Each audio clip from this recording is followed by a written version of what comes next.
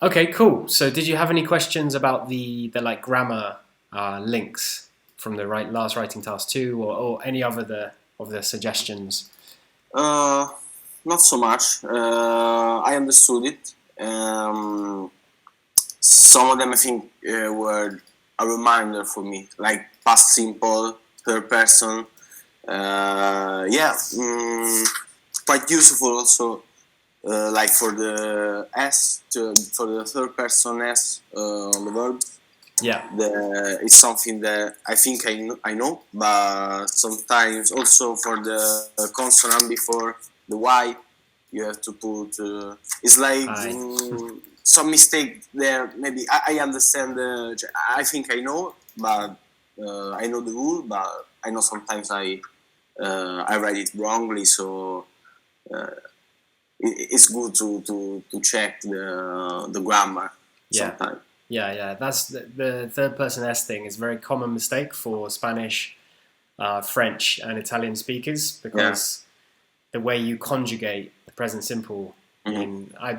I'm not too familiar with Italian, but I think it's the same. The way you conjugate Yeah, in not English. complicated in Italian, but yes. But you Yeah. know Spanish, so it's kind of same. Yeah. Also about that, I learned some new words, and they are also similar to Italian. And maybe it's a good thing, but on the other hand, see how I master connectors. On the other hand, I um, uh, I don't know if some words actually exist or not. Sure. Because I like tend to the word tend. Yeah. Yeah, like I tend to do something, and in Italian is io tendo ten Okay. Nice. tendo Yeah. is quite the same, but maybe when I'm writing, I don't know, actually it exists or not, that word exists or not. Yeah. Because I'm making it, just making it up, because I don't know, I'm just translating Italian in a way that actually in Italian in English doesn't exist or not. So it's a little bit confusing. Sure. Yeah. I think um, I think the way around that problem of like not knowing whether a word exists in English from Italian is basically like learning some phrases and vocab for writing task one or writing task two, whatever. But specifically talking about like that example of tend to or increase, decrease, like those kind of words. I think we can like learn some word lists and phrases so that you won't have those questions in the real exam. So basically, Yeah. you'll have enough vocab that you know that you won't like question yourself about like. Yeah. Do you see what I mean? So even if you come across a word or a phrase that you're like, oh, how do I say this in English? You'll know another phrase in English because you've already will have revised it and you'll know that it's kind of how to use it.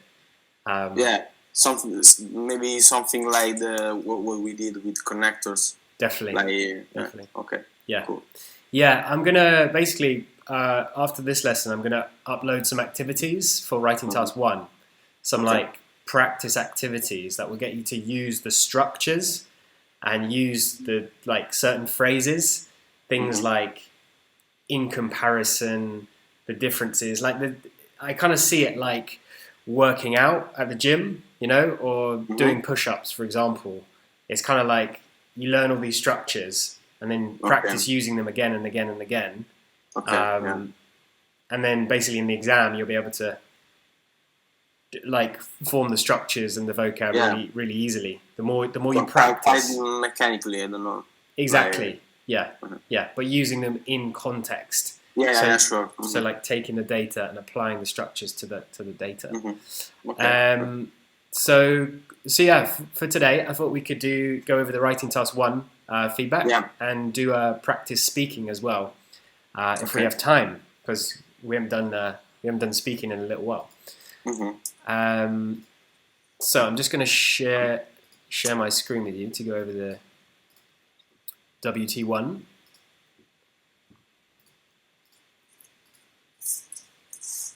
Okay, so this one was about graduates, so postgraduates and postgrads. Okay. Cool. Sorry, I didn't give you a band score for grammar. Now that I think about it, I think it's a 6. Yeah, okay. I think it's a 6. That. Okay. So yeah, as you can see, so again, big improvement here for writing task 1, similar to writing task 2.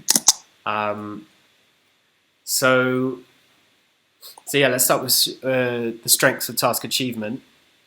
So I think your strengths are you summarize, most of the overall trends very well. I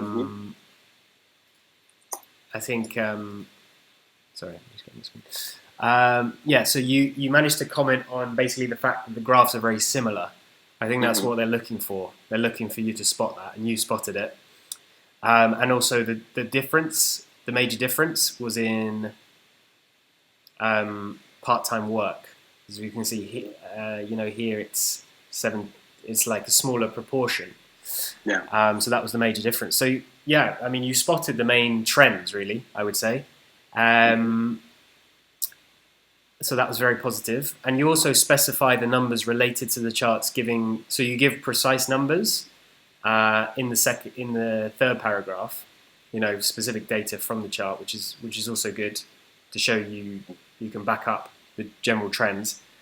And you also in the last paragraph, you also commented on the significant difference between part-time work in the first graph and the second graph. So that was great. I think you are able to analyze the data and spot the main trends quite well, probably because of your engineering background, I imagine, because you've got quite an analytical mind, unlike other students from artistic or arts backgrounds who find that really hard. They don't know what to, they don't know how to spot the main trends or what they mean, what they are, because they've never really done that.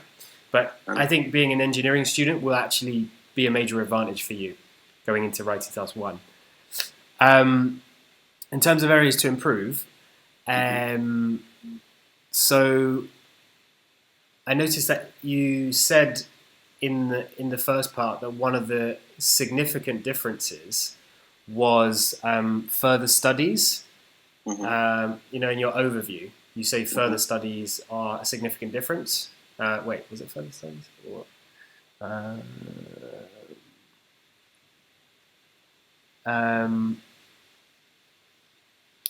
yeah, so you say like the difference between further studies in the two charts. I would argue that there's not actually a lot of difference here.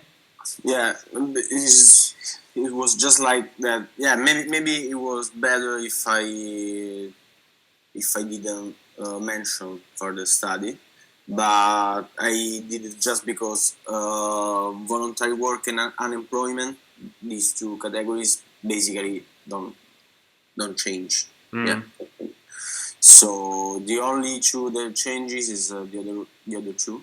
Yeah. But obviously, part-time work has a massive change. For further studies, no. Yeah. No. Yeah. But, yeah. So I wrote that these two categories changes and the other one basically not. Yeah, maybe I had to focus on part-time work and just talk about it. Yeah, I mean, what you could do, Antonio, is like you could comment on how voluntary work and unemployment are practically the same, like, or very similar, you could say. And then you could also say further study was very similar, but slightly different. Like you could say there was a minor change in further study. Yeah. So it's just like being more precise, because like the way you wrote it was kind of grouping part-time work and further study as the major change, whereas as you were saying, part-time work, that's the major change, that's the major difference, and further study, it is different, but only a tiny bit. Yeah, maybe. Yeah, you're right. Sure, for sure. Maybe it's because I worry too much about I don't know, write too many details. Like okay, just writing that the structure of the two graphs are similar, and also only one category changes is I don't know. Maybe I remember I thought it was. Few I don't know. I had to write more characteristic or something, but maybe I just have to write what's on the graphs and yeah. Yeah. Like I think you did. You spotted most of the trends really well, and almost everything you said was relevant. I just think it's that little tweak of just further study, just commenting that it's not like a major change, just a minor change. So yeah, it's not to do with like the length or I think the amount you wrote was like spot on. The length of the answer was fine. It was just that minor detail. But again, it's quite minor issue there. Okay. So the other comment that I made was it was slightly confusing when you so you used the word percentage to describe the difference in part-time work. I believe it was in the last paragraph you say the only two main differences are part-time work, the increase by 66% when we observe the postgraduate chart compared to the other one. So here. Okay, yeah, I understand. Because if you see the numbers are really different because the overall numbers of graduates and postgraduates are different. Exactly. But if you considering that it's like that in the second chart, in the second graph, part-time work is on the overall number. Considering that overall number is different, is 66% higher than the other one. It's like if you see in the first graph, the part-time work as like three. I don't know how to say, like 5,000, 10,000, 15,000. Yeah. So are three, and the other are 1, 2, 3, 4, 5. Yeah. So it increases by the 2/5. Yes. So it's around 66%, something like that. Yeah. I just thought like because when you have percentage, it needs to be out of a total. So I wasn't sure if you were taking a total of so like maybe I expressed it wrongly, but it's like okay, considering that the total is different. Yeah. So beside from the total, if you see on the percentage, that's the increasing. But yeah, maybe I don't have to put myself in that complex situation that I have to explain, but just like okay, that's too complicated maybe to express, and the result might be wrong because I try to express something that's too I don't know, maybe the result is inaccurate. So yeah, I understand that. Yeah, cool. Also because it's a number that I made like with like this calculating it. Yeah. And it's not a number that they gave me, so maybe so I don't know, an examiner might just read it and say okay, but this number where did it came from? Yeah. I think it's okay to like kind of use like percentages if the total is clear. So when I first read that, I was thinking, okay, fair enough, but like, are you taking the postgrads or are you taking the graduates or are you taking the total of the graduates and postgrads? So it's like something you could have done if you specified like how you were doing it. But like I think like coming from an engineering background, that's probably quite easy for you to do like a complex calculation quite quickly. Yeah, maybe I didn't wrote that in the 66% more is in part about part-time work from the graduates to the postgraduates is 66% higher considering the total. There is different. Yeah, but also you could just say that there was the proportion of postgrads who went into part-time work was significantly higher than graduates who went into part-time work. Or you could say proportionally, the number of postgrads was, and then you could use the percentage, or the proportion of part-time postgraduates was X% higher than the number of graduates. You could do you see what I mean? I think you needed to just specify which chart you were referring to when you use the term percentage. Okay, understood. Cool. Great. So that was task achievement. So yeah, basically suggestions to improve is just spend some time thinking at the start of the question. What are the significant differences between the sets of data? I think one of your strengths is being able to spot the main trends, but maybe just consider, is this a major trend or is this a minor trend? Just for that example. Also, I think if we learn some words, some common phrases and vocabulary for writing task 1, that would be cool. I've got a website here which basically sets out a load of different words and phrases to use, which you can learn, and I think that would be very beneficial as well. And I'm going to give you a load of exercises for writing task 1 and upload them on Google Drive for you to complete for homework. Okay, perfect. So moving on to coherence and cohesion. So I think the main positive here is to see you using the structure I provided. Starting with a summary of the data here, paraphrase it very well, simply in one sentence. Then you give a clear overview, which is excellent, and then you give details in the 3rd and 4th paragraph. So I thought the structure was, spot on. That was good structure.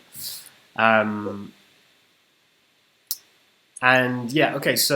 I think you could have structured the detail paragraphs slightly differently by focusing on the categories which are similar in paragraph 3 and then the category which is different in paragraph 4. So what I mean here is you mention the part-time work here, with this data, and then you kind of mention it again here with the 66%. So what I thought you could do is just kind of leave out the part-time work here and then comment on it in the 4th paragraph. So you're not repeating yourself. Basically what they're looking for is for you not to spell out every set of data, but you focus on grouping data together. Okay. Do you see what I mean? So here you've commented on all sets of data, which here you could just comment on the ones which are similar. So you could have said, for example, the data was proportionally very similar between graduates and postgrads. For example, and then that's when you compare the numbers.